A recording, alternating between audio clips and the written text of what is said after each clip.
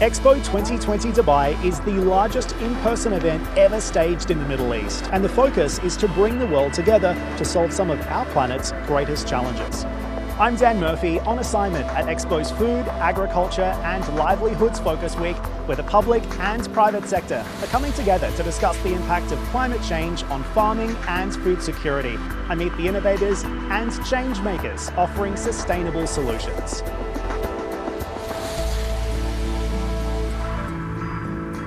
Back in 2021, the world gathered in Glasgow, Scotland for COP26 to discuss climate action. And from those talks, the Agriculture Innovation Mission for Climate, or AIM for Climate, was born. The mission is a collaboration between the United States and the United Arab Emirates and has set out to limit the effects of climate change on food security, help eradicate poverty, and reduce agriculture's own environmental impact by enlisting support from 140 governments and organisations to help increase investment in agricultural innovation and infrastructure in predominantly low to middle income countries until 2025. Here at Expo's Food, Agriculture and Livelihoods Week, AIM for Climate is holding a series of talks, and they've just announced an increase to their initial first round target of raising $4 billion of investment to $8 billion before COP27 in November 2022. US Secretary of Agriculture Thomas Vilsack has been at the forefront of AIM for Climate's work. You're talking about climate change, but you're also focusing on food security, which is a critical issue for this country and for this region. Why is it important for the United States? It's important because at the end of the day, we want to make sure we have a safe and secure world, and you have a safe and secure world when people are fed, and they're fed nutritiously, and they're fed in a sustainable way. We know that we have a challenge with reference to climate change. We know that climate change can impact our ability to produce and to be productive. We want to make sure that folks understand with innovation you can be both productive and sustainable. We think that there are solutions. We just need to accelerate them and get them into the field. What have you learned while you've been on the ground here? And talk to me about the collaboration that's been going on between the UAE and the US on this issue. Tremendous passion behind this effort. And I will say that the UAE understands and appreciates the important role that innovation plays. They understand and appreciate that they import 80% of their food. They want to make sure that 80% continues to be available, but they also want to be more sustainable and self-sufficient. They want to be able to establish new ways of growing here, even in the climate as it exists here today. And so they are very much involved in investing in innovation. The partnership sends a strong message. The United States, a very large agricultural country, the UAE, a very, very small agricultural country, joining together and basically saying we are in this together. We have to work collaboratively together.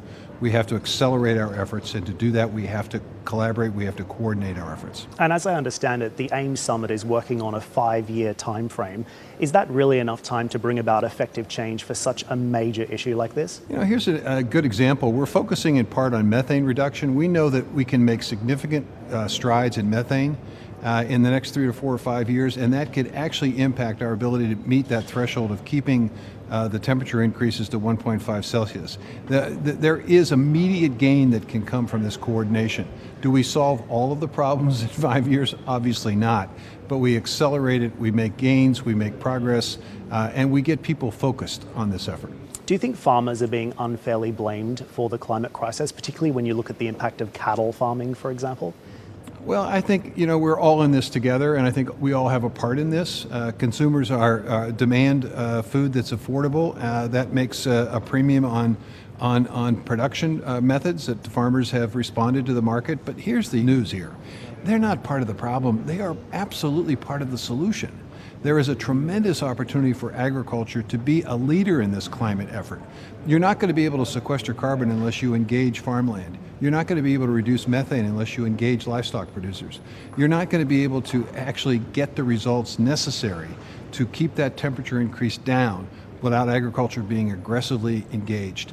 And that means, to me, they're part of the solution, and I think there is a willingness on the part of farmers all across the world to be engaged in this. And so I think you're seeing a true global effort here. Attending the talks on behalf of the host country was Her Excellency Mariam AlMualim, the UAE's Minister of Climate Change and Environment. What are some of the solutions that have been discussed today? Because this is an enormous problem, not just facing the UAE and the United States, but the entire world. Absolutely. And it's really about how we can solve the problems of our food systems. Food systems contribute to 1/3 of global greenhouse gas emissions, and therefore it should be sort of at the top of the priority, the same as the energy transition. We have to think of the food systems transition as well. And so innovation and partnership is key here. And AIM for Climate is basically a vehicle where we're getting everyone on board to be able to share knowledge, share innovations, and kind of accelerate efforts in R&D for the next 5 years. So what type of money are we talking about, and where is it going to come from? Okay, so at COP26, we already committed to $4 billion US. And at the ministerial meeting today, we have come together to put efforts together and political commitment, and we are aiming now to double that investment, going from $4 billion to $8 billion by COP27. We also discussed a new kind of cooperation module called the Aim for C ideation. We also have 7 new governments on board that have recently come in. There was also a new innovation sprint that was announced. Also, the US kindly is going to be hosting the next annual meeting for Aim for C next spring. So these are just some of the things that were announced today, and we're extremely excited about some of the outcomes. And what's really important is that by COP27, we really want to come out with some tangible deliverables of the innovation sprints that have been announced. And when it comes to addressing this challenge, if you look at an issue like food security, for example, it's absolutely critical for the UAE as a net importer of food. What are some of the practical solutions that you can put in place today to ensure that food security maintains a priority in the country? So when we developed the National Food Security Strategy, the whole mission and vision is to make UAE a global hub for innovation-driven food security. And that's why Aim for C fits so nicely in this vision that we have. And as I said, it's innovation, it's partnership, it's bringing together like-minded countries to accelerate this effort, and also help the developing countries, because everyone's at a different level, everybody has different challenges. We in the UAE, we're a water-scarce country, we have less than 5% arable land, but we've turned to innovation and technology, and with that, in the last few years, we've seen that we can grow things which we never actually thought would be possible. We're growing berries in the UAE. There's a lot of fish types such as salmon that we can actually grow in the UAE, and this is all because of innovation and technology. And this knowledge sharing is so important because the UAE not only wants to continue its status as a global hub for food trade, but also as a global hub for innovation and technology for countries that also experience the same kind of hot, arid climate that we're experiencing here. The UAE is also going to be hosting its own COP summit coming out of COP26 as we head into COP27 and 28, both taking place in the region. What will the UAE be prioritising and focusing on as we head into that critical summit? Yes, so it's really important that we kind of use the momentum that's been started at COP26, taking it to COP27, where Egypt is representing the African countries, then taking it to COP28, where we are going to be representing the Asian countries.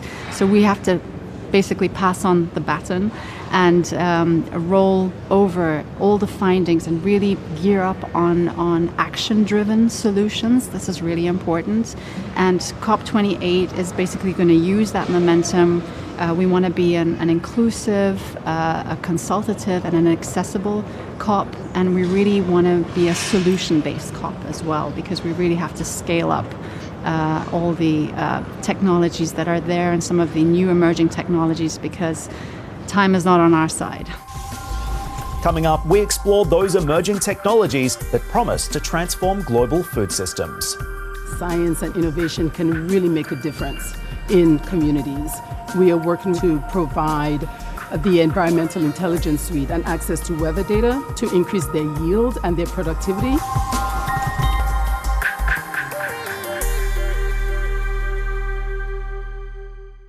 Welcome back to CNBC On Assignment. I'm Dan Murphy at Expo 2020 in Dubai, where business leaders, politicians and changemakers are meeting for the Food, Agriculture and Livelihoods Focus Week.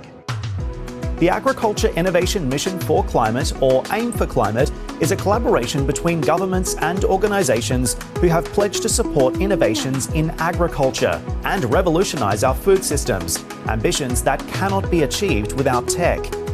Among the announcements at AIM for Climate's meeting here at Dubai Expo was the launch of the IBM Sustainability Accelerator, a social impact program that promises to apply IBM technologies to enhance and scale organisations dedicated to supporting populations vulnerable to the impact of climate change. I spoke to IBM's Global Head of Corporate Social Responsibility, Justina Nixon-Saintel. The IBM Sustainability Accelerator has just been announced, so how exactly does it work? Yeah, so we leverage our IBM Garage, where we use the design thinking methodology and agile methodologies to support nonprofit organizations in ideating and creating solutions that they can deploy in local communities. We also provide them access to our weather data, our Watson AI, our cloud, and all other technologies and solutions that make sense for the deployment that they want to have in the community. And then we continue to support them over a course of 2 years. So this is a $2 million investment in each organization that we are partnering with.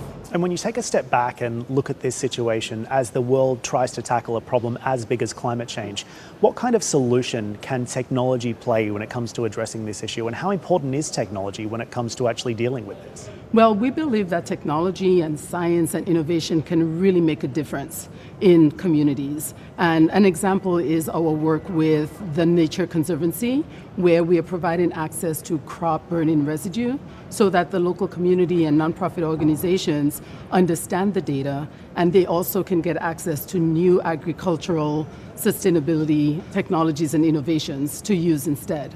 And another example is with Plan 21. We are working with the foundation to provide the Environmental Intelligence Suite and access to weather data to increase their yield and their productivity. How can technology help to make food systems greener? We very much focus on the Sustainable Development Goal 2. And the focus is on how do we make sure that we can provide increased yield, more crops, more opportunity in the local communities. And this is a way that we could do that. So providing, again, access to our data, providing access to our expertise, we can help the nonprofit organizations and the smallholder farmers figure out how to create a better yield for the community. And we also have a lot of technologies that provide trust and transparency around the supply chain and how we transport food, make sure that, we get it to the right place and it's sustainable.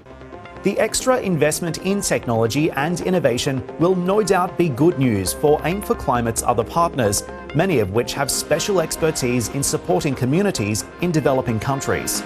We spoke with Enoch Chakava from the Bill and Melinda Gates Foundation, one of AIM for Climate's member organisations. We invest in smallholder farmers, those who produce crops, and livestock keepers.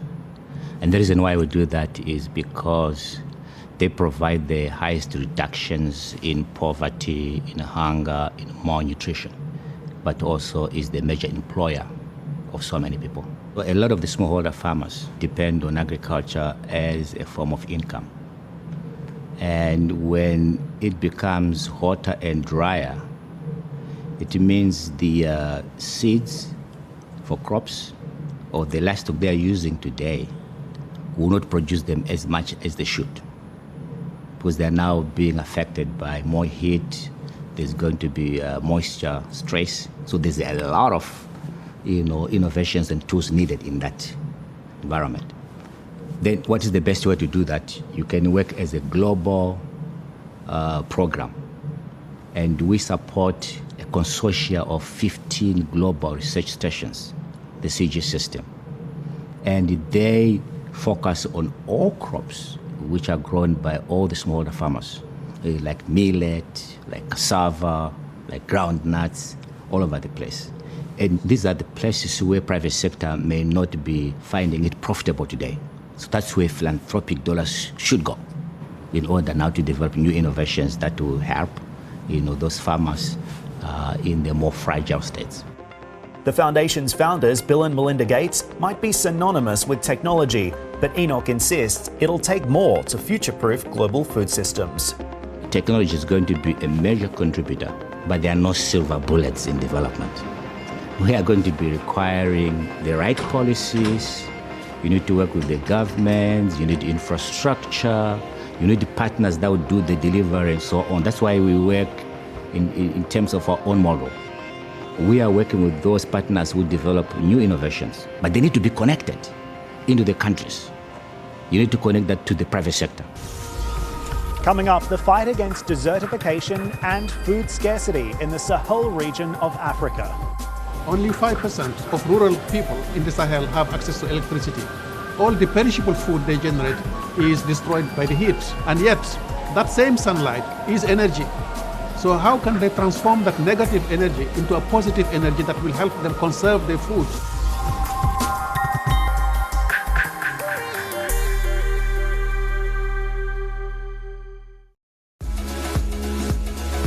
Welcome back to CNBC On Assignment and to Expo in Dubai, where changemakers from around the globe are gathering for Food, Agriculture and Livelihoods Week.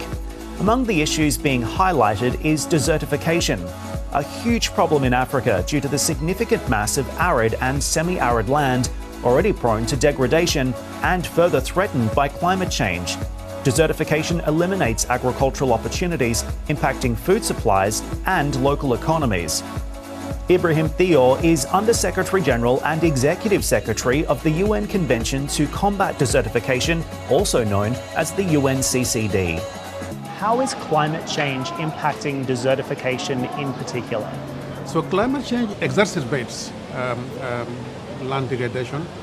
We see more and more droughts happening.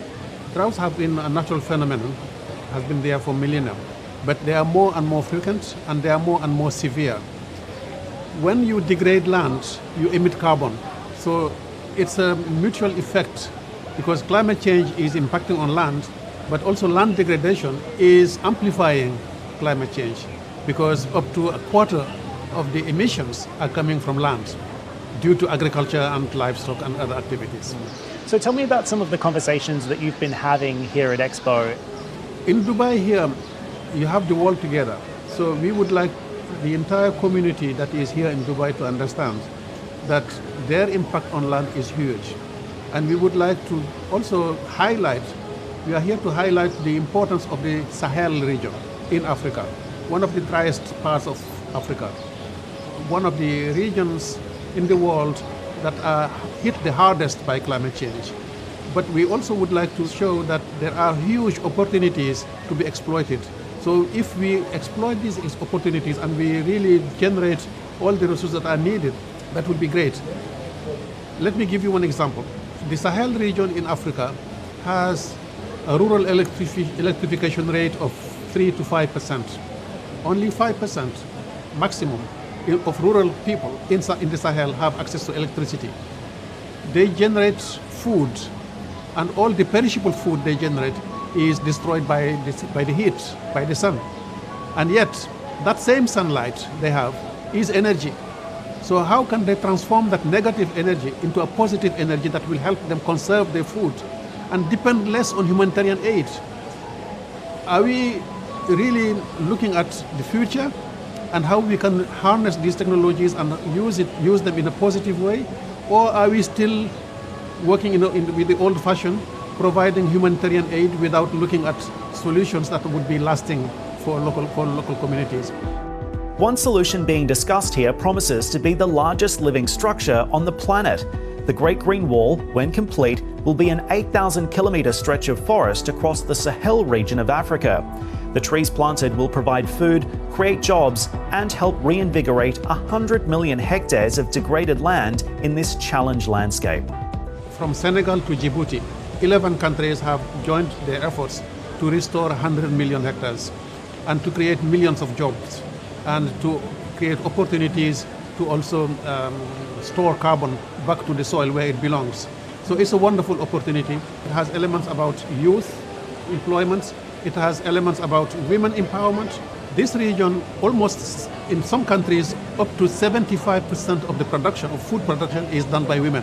Clearly, there is something to be done there because they don't own the land. they produce on somebody else's land. Therefore, they cannot have the access to the finance that they need. They cannot have access to technology that they need. And the Great Green Wall is putting a spotlight on where these positive narratives are and where the change can happen, and positive change can happen even in a region as hostile as the Sahel. Recording artist, actress and UNCCD land ambassador Ina Moja, who hails from Mali, a country that sits within the Sahel region, made a film about the Great Green Wall and its potential impact in helping to reverse desertification. The Great Green Wall, it's not just about planting trees. It has to become a movement from the whole continent, from the whole world. I caught up with Ina when she was attending the talks as part of her UN role. You're a land ambassador for the UNCCD. How did you first get involved? I started working with the UNCCD 5 years ago when they told me about the Great Green Wall and asked me if I wanted to be involved in the project. The project was really under the radar. Not a lot of people knew about it. It had started a few years before, but it was still at a very slow pace. And so I worked with them. We created a documentary called The Great Green Wall. And I went on the field in the Sahel. I traveled from Senegal to Ethiopia to go and meet communities and also meet the people who are making the Great Green Wall, who are the heart of the Great Green Wall. And so that advocacy took me 5 years, and I'm very excited because now the Great Green Wall is one of the biggest ecological projects, and it's such an honor to be part of it. What would you say the impact of climate change is in your home country of Mali, for example? What have you seen firsthand? What have you experienced? It's really devastating. I mean, we are already in the future. We live in the future because we live on our skin's climate change. It creates forced migration, conflicts, lack of resources, and I'm scared about food scarcity. That is something that is a danger that is in the region. And I think that the impact that the whole world has on the climate, these are people who are paying the hard price now without contributing to degrading the state of the climate. So it's something that we are all involved in because we have just one planet, and I mean the impact that somebody can have on one side of the world is having a negative impact. So we have to find a solution together, and that's what we're trying to do. You're also the CEO of Code Green NFT. So how do you make sure that your NFT has a real green purpose and it's not just identifying a problem, but also helping to be part of the solution? NFTs are a new medium, and we wanted to, as artists, it's the first time that artists have so much independence, and the smart contracts is protecting us. And for that we are using auctions and different drops to raise money. That a big part of the proceeds are going to social and climate solutions on the ground, people who are living on the front line of climate change. So it's really using the NFTs for good with a healing purpose. There's a view out there that governments are very limited in their ability to help make significant change, and multinational corporations should be doing more. I mean, would you agree with that? Absolutely agree that multinationals should be doing more. We all should be doing more, actually. And I think that we're past the finger pointing. There is an emergency now, and we really need to get going now. And I think multinationals, absolutely, they have to do more. Governments have to do more. People, I would like to empower people, to take their destiny into their own hands and educate themselves. Education on climate is not accessible. I mean, it's not just underdeveloped country. Even in developed countries, it's very difficult to educate yourself, and this is something that is a priority, I think. And we see you using your voice on stage and in the studio in your music career. How are you going to keep using your voice in the climate sphere to make sure that this issue stays on top of the agenda? I mean, by storytelling.